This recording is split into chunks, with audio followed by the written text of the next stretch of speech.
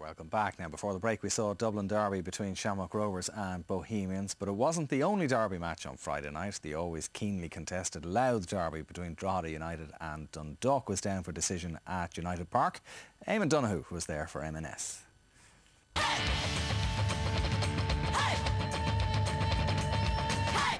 9 goals and 3 red cards from the previous 3 Louth derbies. Always plenty of spice about this fixture. Paul Crowley wearing 6 and one of 6 ex-Dundalk players in the United squad. Drogheda hit the front after 11 minutes. James Chambers' free kick, his 2nd goal in successive games and his 5th of the season, making him the club's top scorer. But there was controversy moments later. Liam Burns guided the ball back to goalkeeper Peter Cherry with his knee. A back pass according to referee Dave McKeown. However, his decision was overruled by the assistant. A drop ball, and Cherry restarted play. For Drogheda skipper Alan McNally to concede a corner.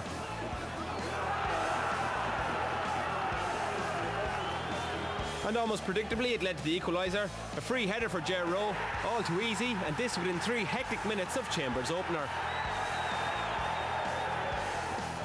The visitors dominated from there until the break. Michael Daly well placed and really should have scored. Dundalk worked their next opening from a similar position.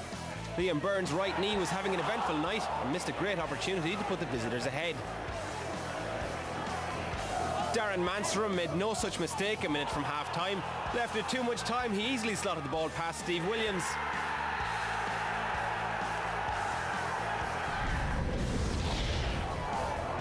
The second half saw a renewed impetus about Drogheda. Crowley went close from a header. Then followed the game's big talking point. Jamie Duffy looked like breaking clear until he was stripped by Burns, resulting in a yellow card for the former Bowesman.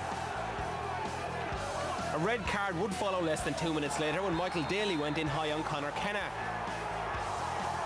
That the 11th time a Dundalk player has seen red this season. This one certainly looked like the harshest. It prompted the visitors into a defensive mindset, and it was one that United struggled to break down, resulting in shots like this one from Chambers. There seemed a lack of composure and imagination about Drogheda's approach.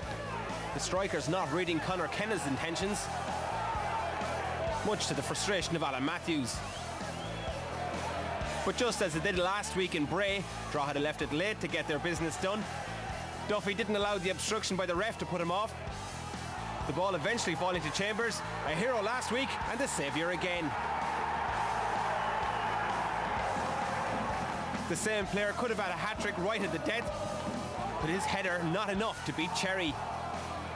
2-2 and no handshakes for Sean Connor. He made a beeline straight for McKeown. No doubt much to say about the red card.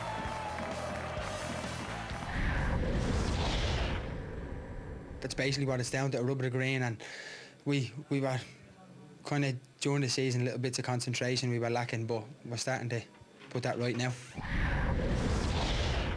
We've done our best to try and instill a positive winning mentality, but also a resilience, and you know, you'll see people's character tested when they're pinned back in corners, and we've been pinned back a little bit this season on an ongoing basis. You know, last week we responded positively to conceding a goal late, and tonight we kept our composure to get a deserved equaliser. Obviously the sending off had a big impact, but I'd really need to see the TV footage of that. It looks a bit harsh, but that'll be for other people to say rather than me. We'll have a look at that sending off in a second, and Sean can make his mind up then. Damien, just in a general sense though, again, a bit like the game in Tallaght, good crowd at United Park, looked like a good night. Yes, another eventful game, I think, on plenty happening in it, and probably a draw, fair result, although the sending off might have had an influence in that. I have to pick up our intrepid reporter, Eamon Donoghue, though, and the referee's assistant cannot overrule a referee. He can advise him, only the referee can change his decision. Sure, Eamon knows nothing about football. I think Longford man Leeds. Longford. Fair play to David McKeown, though. He made a mistake and he wasn't afraid to change his mind. I think that's good refereeing. We may disagree with some of the other things happening in the game in his part, but give him a compliment for that. Well, let's have a look, because there were a couple of incidents, and one was a yellow card for Liam Burns, the second the sending off for Daly. We'll have a look at the two incidents, and Colin, we'll get your view on this. Yeah, now I feel a bit isolated tonight. I'm on the couch with two former centre forwards, but I give the centre half the benefit of the doubt there. I see, a couple of other defenders with him that was within touching distance, and I wouldn't have sent him off. That's incredibly harsh now, that sending off. For me, he's actually hit the ball. You can see it clearly here. He hits the ball clearly. Now, it is dangerous play, and it's probably a free against him, but never a sending off.